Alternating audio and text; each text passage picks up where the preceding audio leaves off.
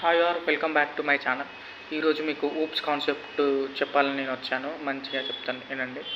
Mainly oops అంటే object oriented programming language. Oops have 4 principles that are encapsulation, abstraction, inheritance, polymorphism.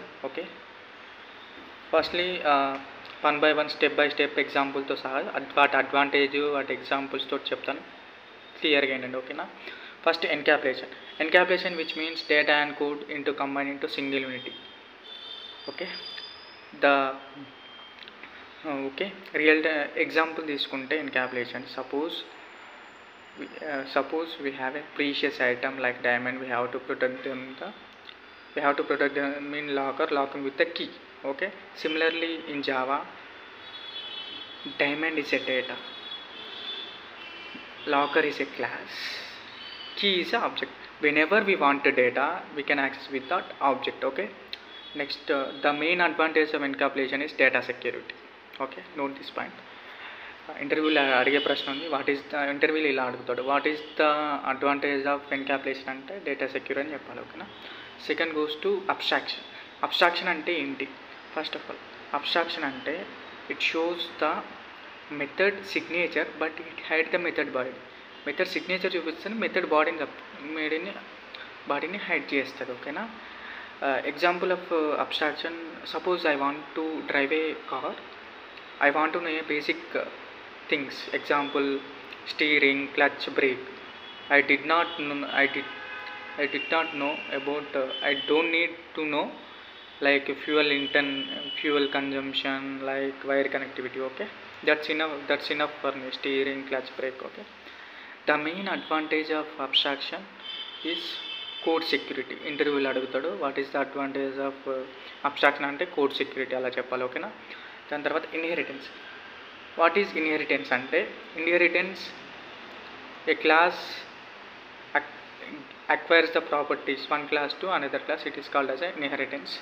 Okay, inheritance లో what is parent class అని అడుగుతుంది. మధ్యలో parent class అంటే ఏం లేదు, it's gives to the property to another class, it's called as a parent class. Child class అంటే it gets the property to another class, it is called as a child class. ఓకేనా? ముఖ్యంగా ఇది ఇన్హెరిటెన్స్కి ఏమడుగుతుందంటే, what is the advantage of inheritance అని ఉంటాడు interview point of question. దీనికి మీరు ఆన్సర్ ఏమి ఇవ్వాలంటే కోడ్ రీయూజబిలిటీ అని ఇవ్వాలి. మళ్ళీ కోడ్ రీయూజబుల్ చేసుకోవచ్చు. The final one, fourth one, polymorphism. Polymorphism అంటే ఏంటంటే, పాలిమార్ఫిజంలో అసలు ఏంటంటే, in a particular operation and exhibit different behavior in different situation. Example, a person goes for a cricket stadium, he play the cricket.